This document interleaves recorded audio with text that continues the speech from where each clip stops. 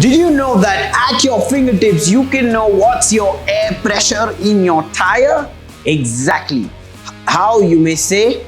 Well, we've got a new product by Sensairy, which is a TPMS technology which comes in external and internal.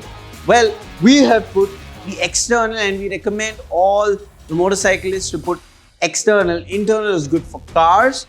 Well, how does it work is that every 1 minute it will send out the reading of your tire, the air, the heat, the hot or cold, the exact one. Also, for each tire, you can set the red line limit. So when I say red line limit, what do I mean is the limit of when it's lower than a certain PS, it will automatically send a notification to your app. So basically, this is the adventure. I've put 28 for each.